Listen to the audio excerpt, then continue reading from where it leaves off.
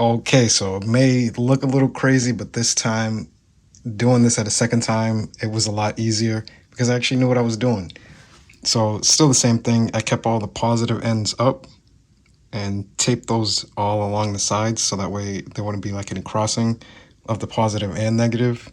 Again, I know it's kind of hard to see, but what we have standing up here, these are going to be all the electrical ones. So I'm just going to have to make sure that I cut the inner pumpkin ball or the inner Christmas ball.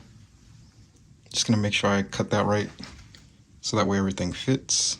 But the difference between these two is you can see that those lights move. These ones are a lot more secure down so that way they don't move and they stay in place.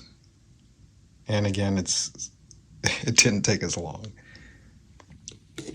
And it's also eliminated the flickering lights. So now everything is on. Take two. Okay, so it's a little bit hard to show you because these things are like super small. But just to break it down for you how I've been lighting these up with these bulbs. Again, they fit perfectly fine. Well, right through. And it gives a perfect effect. These are 5mm LED lights. I got these from Micro Center. If you don't have one in your area, it sucks to suck. I'm just kidding, but you can probably find these on Amazon as well. Basically, you see one side is positive, the longer leg, and then the shorter leg is the negative. Basically now, what I've done is just taken a negative leg and bent it to the side, and then stuck the bulb in where it goes. Boom. I'm glad that one was a fail because that was pretty tough. And then I take this copper wire here, and basically what I do is I take a strand of that and wrap it around the positive. Take this next positive, again, bend this leg, and then set it into its next place. And that's how I complete the circuits there. Now, the next issue that you can come up with is if this copper wire touches in any place, that's obviously going to cause a problem. So to prevent them from touching, basically I have two methods. I have this heat shrink here, and I have electrical tape. So once I put the copper wire around the positive end, I'll either put the heat shrink over, or take some of the paint, or not the painter's tape, I'm so used to saying that. Take the electrical tape, coat it all in that wire, coat it all over that wire, and then create the next connection of series. Again, if this positive and this negative in any way touch, it's going to cause a short circuit. The light's basically not going to turn on. And that was giving me the issue in the first video. That was making me pull my hair out because I was initially trying to connect these in a series of bending them to touch this way, and then soldering them in a way like that, and that really wasn't working. But I figured this out, and now it's super easy. These lights are super bright, but as you can see, they're all connected, they're all working, and it just took a little bit of trial and error. And then for a power source, to break it down and make it a lot easier, yes, I have a battery pack there for that one, but this kind of breaks it down a lot easier, just as far as like a visual.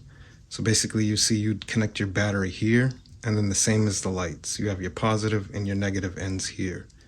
That's all you basically want to do. So what I did was, again, connected the LED wires, or connected the LED stems. So from the positive to the negative, I connected more of that copper wire from there, extended that.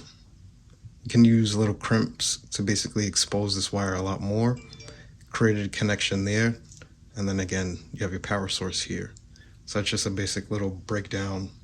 Leave a comment if this helps you, or if you want more of like a full tutorial of me just basically breaking down like a basic circuit, so that way you guys can implement that. But it's the same thing if you have LED eyes, you'll see the battery pack, and then you'll see the LED eyes. One LED eye will have this set, and then one LED eye will have this set here. So it's the same thing, it's just about understanding and identifying positive and the negative, connecting those circuits and just not having any interruption in those circuits. And as you can see, that looks more realistic. All right, now I just got to add the top. Oh, I'm like lost for words. Only thing I could say from this video is never give up. If something doesn't come out the way that you want it the first time, just keep trying. These lights are bright. I am satisfied.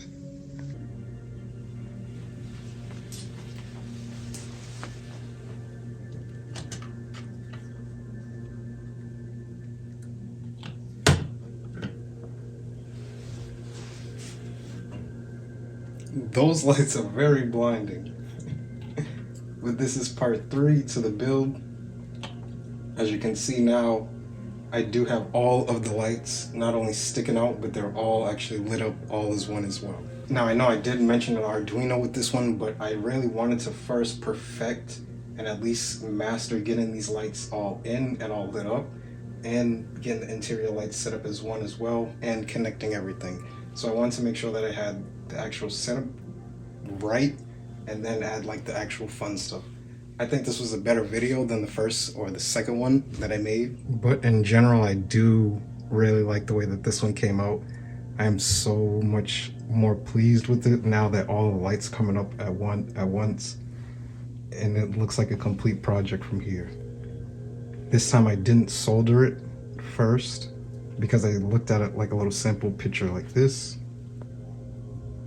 where I seen it still had that gap in the middle. So I still kept that there. Yes, the two parts are still soldered together, but I just didn't solder this middle here, just so that the lights are still transparent and still shine through. But just look at the way that that thing looks, man. This is something that I'm super happy with and pleased.